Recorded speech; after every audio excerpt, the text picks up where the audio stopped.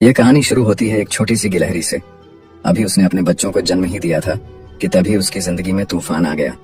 जिस पेड़ पर वो रहती थी वही पेड़ काटा जाने वाला था। जब गिलहरी ने देखा कि लकड़हारे उसके पेड़ के पास पहुंचे हैं, उसका दिल जैसे जम गया। हे भगवान, अब मेरे बच्चों का क्या होगा? पर किस्मत को कुछ और ही मंजूर था। लकड़हारे ने देखा कि उस पेड़ में छोटे छोटे गिलहरी के बच्चे हैं, तो उसने तुरंत काम रोक दिया। वो बड़े प्यार से बच्चों को निकालकर एक हेलमेट के अंदर रख देता है और उस पल गिलहरी माँ की आंखों में आंसू आ गए, लेकिन इस बार खुशी के आंसू थे। कोई है जो मेरे बच्चों का ख्याल रखेगा। बच्चे तो अब मजे में थे। सुबह कोई उनका हेल्थ चेक करता। घास का घोंसला अब मुलायम रुई से बनी रजाई बन चुका था और दूध की जगह मिलती थी फॉर्मूला मिल्क। जिंदगी मजे में चल रही थी, लेकिन माँ की हालत अब पहले जैसी नहीं रही।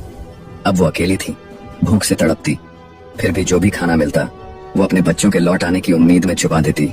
उसे उम्मीद थी कभी तो वो वापस आएंगे, लेकिन उसकी इस नेक दिली का फायदा उठा गया एक कौवा, जिसने उसके छुपाए फल चुरा कर खा लिए।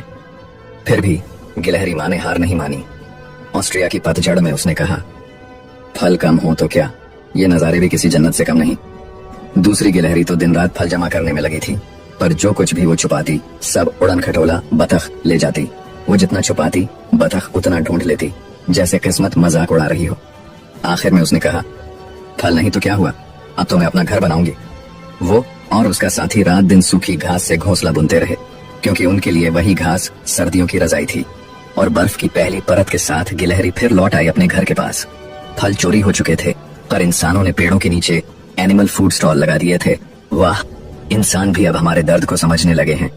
फिर भी असली ताकत उनके अपने भीतर थी। वो फिर जमे, फिर लड़े, फिर जिए। वसंत आया और हर तरफ नई जिंदगी फूट पड़ी।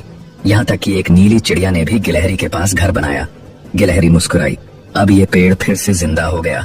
लेकिन जंगल में चैन कहाँ? कभी बाज आता, कभी लोमड़ी। हर बार मौत पास से गुजर जाती, पर गिलहरी हार नहीं मानती।